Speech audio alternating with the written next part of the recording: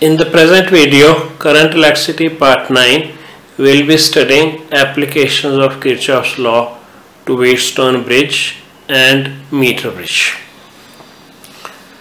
A Wheatstone bridge is a very important circuit used for electrical measurements because it's a bridge consisting of four resistances P, Q, R and S. These are called arms of the bridge, and this bridge is used to determine any one of the four resistances in terms of the other three resistances. In order to understand the mathematics behind this Wheatstone bridge, let's consider this circuit. Here we have P, Q, R, S forming the four arms of the bridge. Across these terminals A and C, we connect a source of current, that is a cell, through a key K1. The terminals B and D, they have a galvanometer and another key K2 connected between these 2 points. Now let's apply Kirchhoff's law to bridge to the loop A, B, D, A. Before that, let's see. Suppose this cell supplies a current I. The current I here at the junction A is divided into two parts, I1 going through P and the remaining I minus I1 through R. Now at B, this current I1 is further divided into two parts, Ig flowing through the galvanometer and the remaining I1 minus Ig flowing through Q. At this junction D, the current Ig and I minus I1, these are outgoing currents, and therefore the outgoing current is sum of these two. That is, you get I minus I1 plus Ig as outgoing current, and again you get the main current I back in the circuit.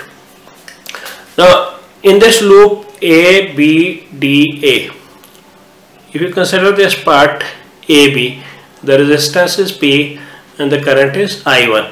Recall that the product I1P is taken as negative because we are moving along the current.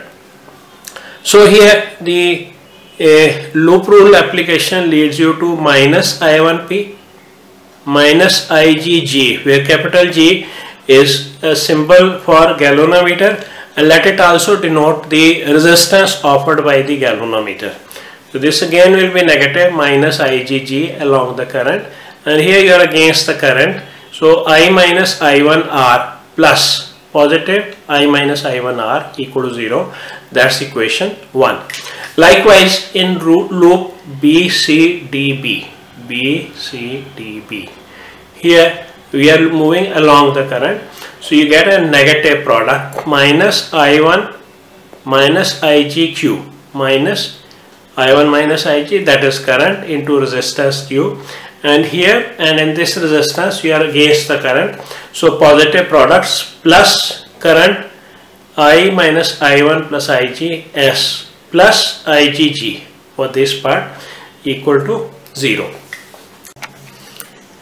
In Wheatstone bridge, we adjust the values of resistances in the arms P, Q, R and S till the galvanometer shows 0 deflection. That is, we get Ig equal to 0.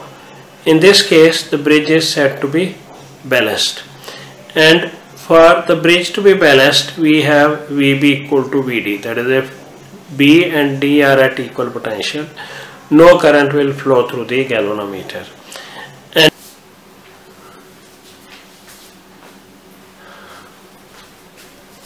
in this condition, putting Ig equal to 0, the equations 1 and 2 will become I1P equal to I minus I1R.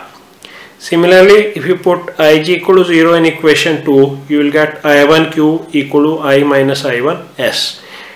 Divide third equation by 4 equation, it leads you to P over Q equal to R over S, or P into S equal to Q into R. That is, the ratio of the resistances in these arms P and Q is equal to the ratio in P and S. Most of the books use this equation, although you can rewrite this equation as P into S equal to Q into R. That is, for a balanced bridge, we have product of resistances in opposite arms equal.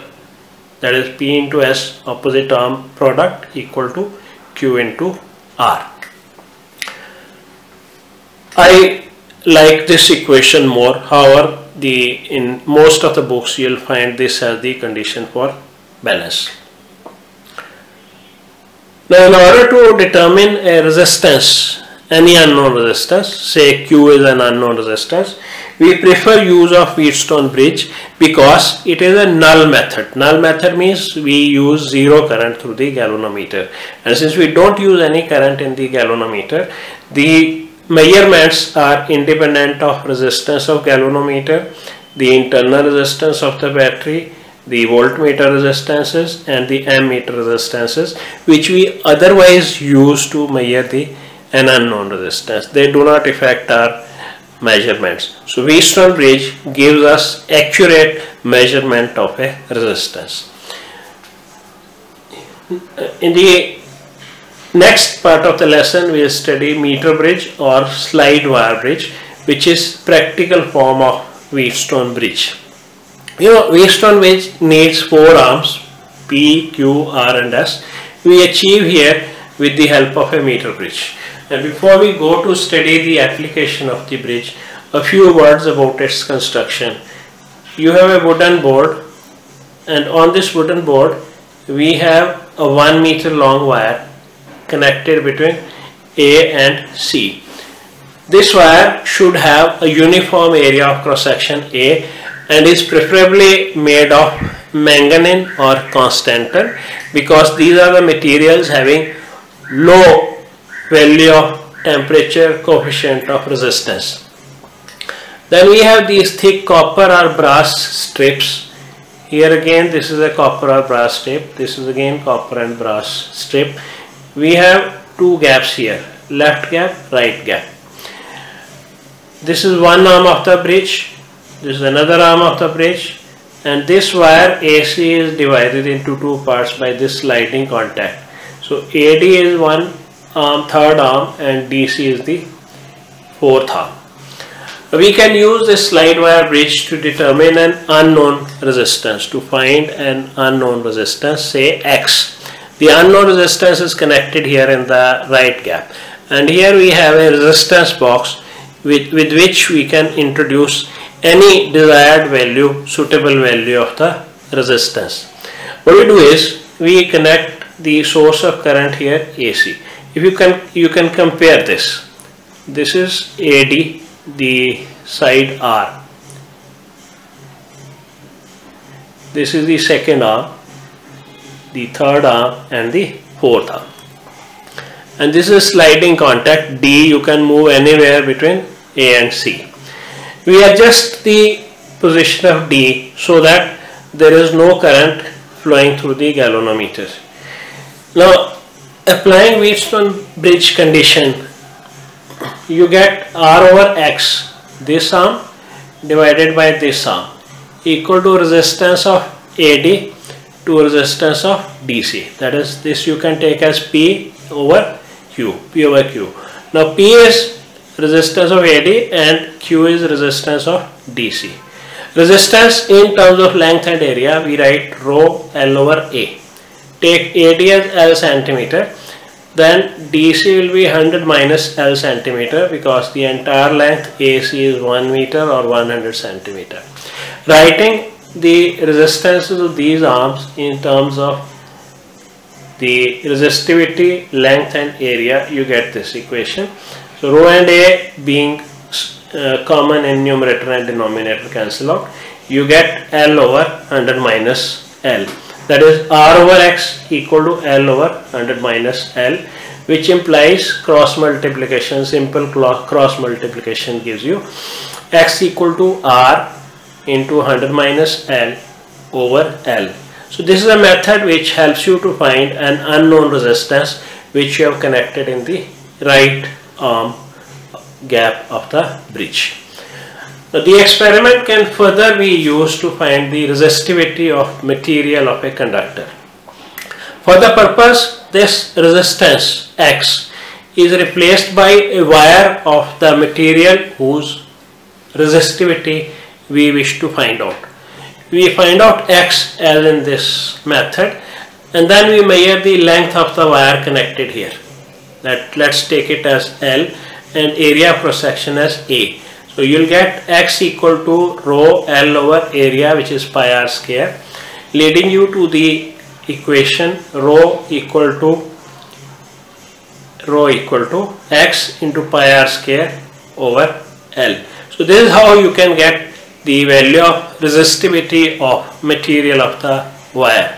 That's all in this video. Happy learning, have fun, and try related problems from any book to reinforce learning of the lesson.